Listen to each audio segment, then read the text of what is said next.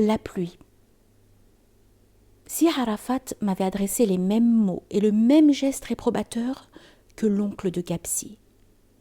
Leur comportement était identique. Ils étaient persuadés que j'avais des pouvoirs dont j'étais avare, alors que je ne croyais qu'à la puissance de la foi et des prières. Cette question des pouvoirs si bien traitée par René Guénon était comparée pour les hommes de la voix à leur début à des menstrues. Il ne s'agissait alors que de petits pouvoirs. Quant aux grands pouvoirs, dans toutes les traditions, ils étaient mentionnés comme des exemples de parachèvement dans cette voie de la connaissance. Mais en vérité, cette question était en dehors de mes problèmes.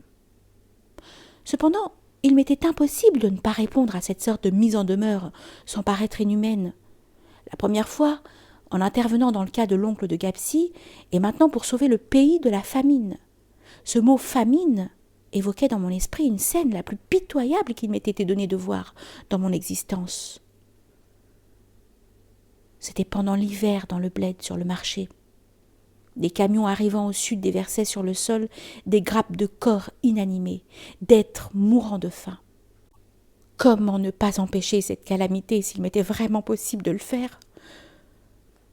Ma décision prise, il ne me restait plus qu'à l'exécuter. J'allais trouver les deux épouses de Sir Arafat, certaines qu'il leur avait donné dès le premier jour la consigne de veiller à satisfaire à mes moindres désirs. « Donnez-moi le tapis de prière, je vais à la terrasse. Que personne ne vienne me déranger, quoi qu'il arrive. Je dois absolument être seule. » Elles m'assurèrent que je pouvais compter sur elles. Je montai à la terrasse et m'installai sur le tapis de prière, puis, avant de m'asseoir, je fis le serment debout de ne me relever que lorsque mes cheveux, mes vêtements et mon corps seraient trempés et ruisselants sous une pluie diluvienne. Il était 2 heures de l'après-midi. Le soleil incandescent dans un ciel clair calcinait la terre et dévorait les couleurs. L'idée même de la pluie était saugrenue. Cependant, j'en fis le point focal de ma prière. Je ne pus évaluer le temps que je passais ainsi à répéter la mention du nom divin, mais je crois bien avoir fait des milliers de chapelets. Quand apparut dans le ciel un petit flocon blanc, tout léger, tout rond, semblable à un chaton angora. Mon regard suivait dans le ciel cet égaré, venant d'on ne sait où, et ne sachant où aller, avec une pensée ironique à l'adresse du vent qui le poussait. Ce n'était pas là ce que je voulais, il me fallait de gros et lourds nuages. Je voulais les voir courir, s'amonceler, recouvrir l'espace, afin qu'ils répandent leur contenu sur toute la terre marocaine. Je me concentrais dans le cycle si profondément que mes paupières s'étaient fermées, et que je perdis la notion du temps. Soudain, une goutte d'eau s'écrasa sur mon nez.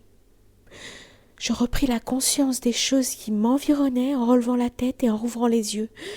Je vis le ciel couvert de nuages noirs, comme je l'avais désiré. Une pluie fine et serrée se mit à tomber sur moi, jusqu'à me tremper de la tête aux pieds. La terrasse était inondée, les bouches d'évacuation étant obstruées par la poussière. Je restai un moment, puis, me tournant vers l'escalier, j'aperçus les têtes des femmes qui me regardaient, effarées, et n'osaient pas intervenir. Je me levai, ayant tenu mon serment avec le sentiment du devoir accompli. Aussitôt que je fus descendue, elles se précipitèrent sur moi avec des serviettes et des vêtements, et m'entraînèrent dans la chambre où brûlait du bois de santal. Elles me laissèrent me déshabiller et me dessécher, puis elles prirent plaisir à me revêtir d'une chemise de soie et d'un superbe cafetan en satin blanc doré, à me chausser de cherbilles en velours rehaussé de broderies d'or assorties.